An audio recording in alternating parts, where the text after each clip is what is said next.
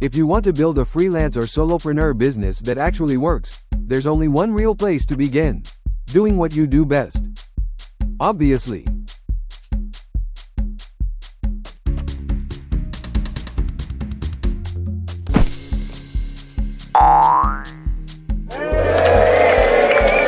Hi, I'm Mr. Nuts, and this is Cocovers. In Cocovers, nobody works for peanuts. Because, in Cocovers, peanuts don't exist. Today, I'm starting a new series called Business Plans That Grow Businesses. Freelancers, digital nomads, and solopreneurs entering today's crowded global marketplace face tough competition. Fortunately, there's a little shortcut. Do what you do best, and do it with expert-level clarity. Then you can see some success fast without spending years trying. Freelancing is not a shortcut. It's hard work, not a side hustle lottery. It's a business, and just like any other business, you have to answer some uncomfortable questions early on. What exactly are you selling? Who exactly are you selling it to? How exactly do you find those people? And why exactly should they pay you instead of someone else? Most freelancers skip these questions. That's the first mistake. When starting up, people make a big mistake trying to pick a niche somehow. They go broad, way too broad. That sounds flexible, but in reality, you've just dropped yourself into a global market with thousands of competitors who look exactly like you. When that happens, price becomes the only thing clients can compare, and that's a game you don't want to play. You'll end up working for peanuts.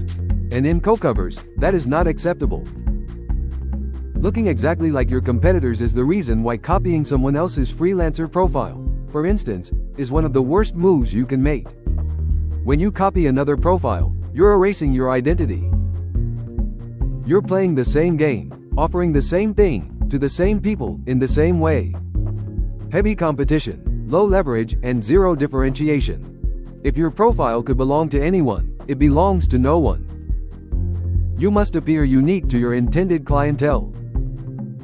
Now here's where expertise changes everything. By the way, this is my uncle. For fun and tree advice, you're the best uncle around. Moving on.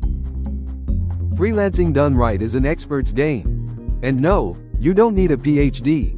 You need the ability to predict. An expert can look at a client's problem and already see the road to the solution. They can estimate time, cost, risks, and outcomes before execution even starts. They know what's certain and what's uncertain, and that's what clients are really paying for. This is why experts stand out, even in crowded markets. You don't need fancy tools or fancy titles, although they might help. You must be able to say, "Here's what will happen if we do this," and being right. Do that, and your clients are impressed, and might hire you again. Here's a little hack for finding your niche, assuming you have a rough idea about what you're good at. Write down the problem that some people have and the solution you offer in a very efficient way. Efficiency is super important. For instance, nobody wants a landing page designer who takes 3 months to make a draft. Then, imagine all other people in the world who can deliver a less efficient solution to the problem.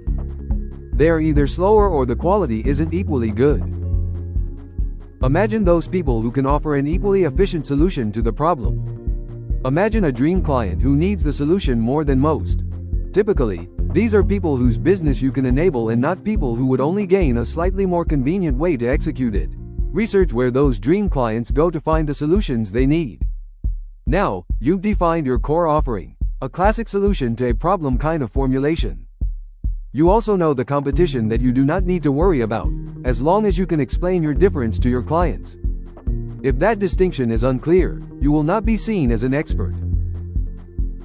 The people who provide an equally efficient solution is your actual competition. The number of these people in the world dictates the average payoff in the market you are engaging in. High impact, high value. Therefore, a good opportunity to make your freelancing career successful. The rest of the game is rather obvious. You simply go where your ideal clients go to meet them. It can be done online or in the physical space. In other words, you can define the problem space, you can define your solution, and you can define your clientele. All of your freelancing business is defined by yourself and no one else.